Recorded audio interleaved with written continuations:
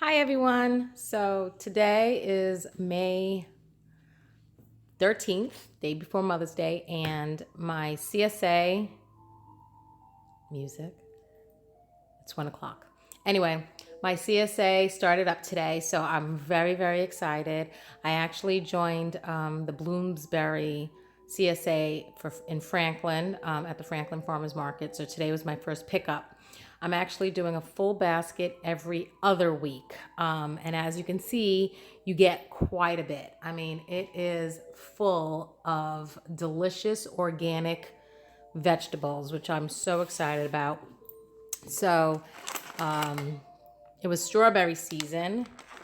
So here are delicious 2 pints of strawberries, so a full quart, and something else that they put in the CSA share is sprouts. So this week is alfalfa sprouts.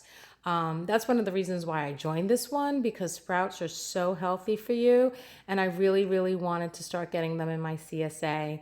The last 2 CSAs that I had didn't really do sprouts, although I got to try so many other different types of vegetables, but sprouts are so healthy for you. So I'm so excited to start this CSA that actually gives me seeds and sprouts. So here's alfalfa sprouts. And then delicious Haruki turnips. They come in the spring only, and love them. Then we also, they really packed everything in here. Got a nice bunch of parsley, so I can garnish my dishes with that. This is a head of Napa cabbage. Then we got some lacinato, or they also call it dinosaur kale. Delicious kale. Oop, turn it around more. Here's some more curly kale. So I got those. Delicious red beets. 2 varieties of red beets. Or are these turnips? You know what? I think there are 2 varieties of red beets, the deep dark red and the lighter red. And then in here also is delicious green curly lettuce. So nice, if I could get it out.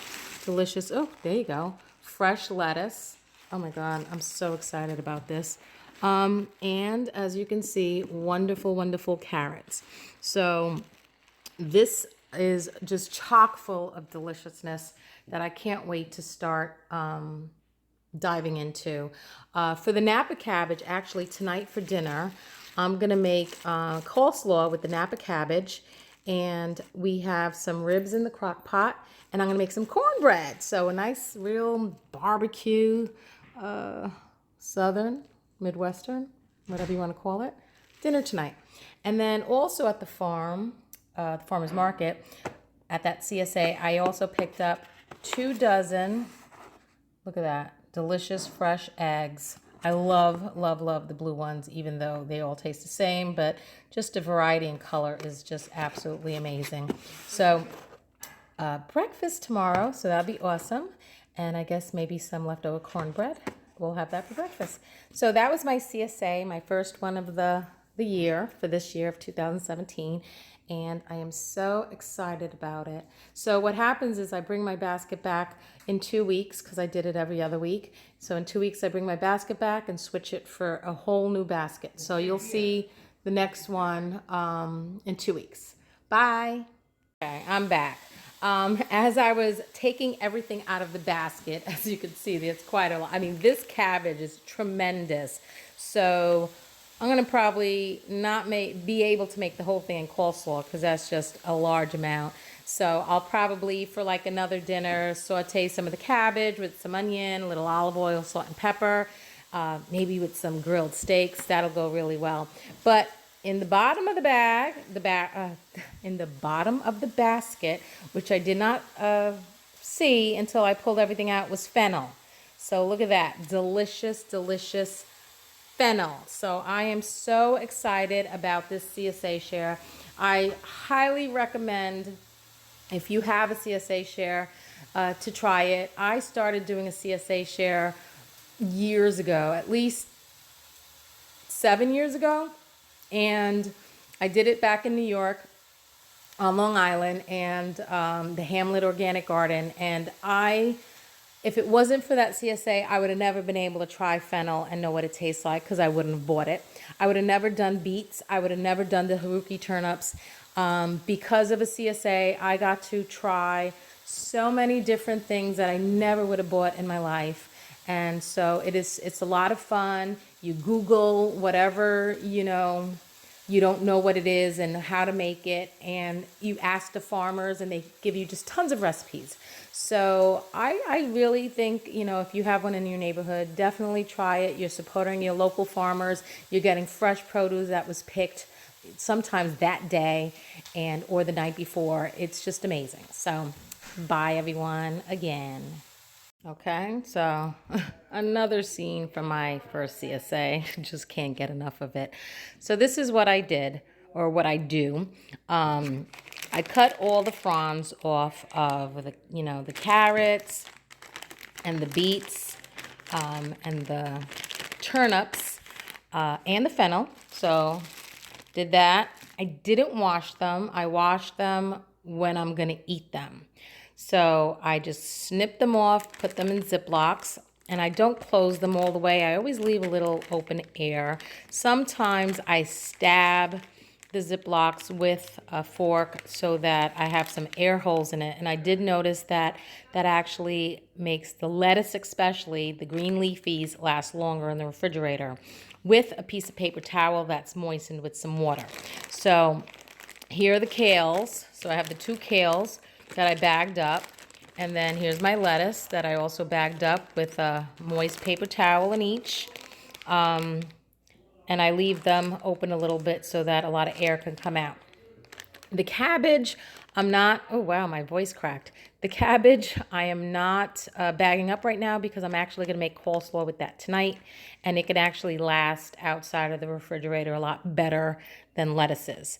But with all the fronds, so here are all my fronds, all the greens. What I'm doing is I put it in my Ninja. I gotta stand back for that one. So I'm gonna blend it, and I make a nice green smoothie. Wait for it, not for me to drink, because that's absolutely disgusting. But I do the green smoothie with water for my garden. So I don't have a compost heap, but all the greens I put in there. I make a nice liquidy soup, if you want to call it a cold soup or a gazpacho, for my garden. And I actually make a nice hole in the garden beds, and I pour that in there, and I cover it with dirt. So it makes nice, nutritious soil for what I'm growing in the back. So that's what I do when I get my CSA, to put it away. And I'm pretty sure you could hear the excitement in my voice, but I really, really do enjoy this a lot. So talk to you guys another time. I hope you have a good weekend. Happy Mother's Day for everyone. And love you guys. Bye. Hi, everyone. So I wanted to show you my garden. I have 3 raised garden beds back here. And this one is my herbs. So I have some parsley I have to plant. That's lemon balm, which I love making tea out of. This is oregano, which I dry and put in jars so I can have for marinara sauce and chicken, like lemon oregano chicken, and pastas, obviously, anything you put oregano in. And then I have basil, so for the caprese salads, and just bruschetta, and I love pesto. And then here's a nice rosemary plant, which is also great on potatoes and chicken. And mint. I don't drink mojitos, but I love this in iced tea, lemonades, and salads. Actually, mint is really good in salads. Oop. And then this box over here, excuse me, which I forgot what this is. Okay, so this plant's is a poblano plant. So this is the first time I'm trying the poblano plant. My God, I can't even say, it's like a tongue twister. This one is a jalapeno plant, which I did do one last year and it grew so well here, and I made a whole bunch of jalapeno poppers. So this one actually, I think it's called giant jalapeno plant. You know what? Yes, mammoth jalapeno plant. So I'm hoping that does really well. And then I have 2 tomato plants. One is Roma, and the other one is, no, not Roma. I'm sorry, I lied. One is purple Cherokee and the other one are little cherry tomatoes. So those are my 2 tomato plants. And then over here, I have, oops, sorry, terrible at videotaping, sweet banana peppers, giving that one a try. And then this one over here is green okra, so I'm giving okra a try. I never did those 2. Most of this stuff that's flowering right now is arugula, and I have like a spring mix over here, which I'm actually going to pick.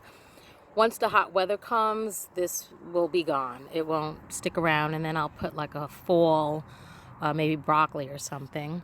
And then this plant happens to be edamame.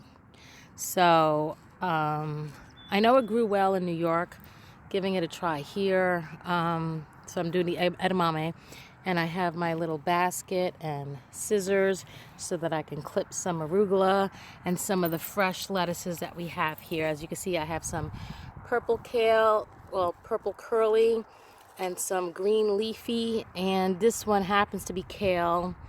Here's another nice little green leafy, but all of this is arugula. So we're gonna have a delicious salad for lunch or something.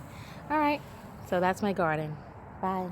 So there's my green garden smoothie. Look at that. You can only imagine what it smells like. But then what I do is I just put it in the garden. I'm gonna make some holes and then pour some in. Look at that, delicious. And then bury it up. And that'll decompose and make some really, really nutritious soil for all my beautiful growing vegetables. All your scraps are really good. No meat and dairy or anything like that, but any vegetable scraps, coffee grounds, eggshells, all good stuff. Oh, I still have a little more. See, I have some eggshells here.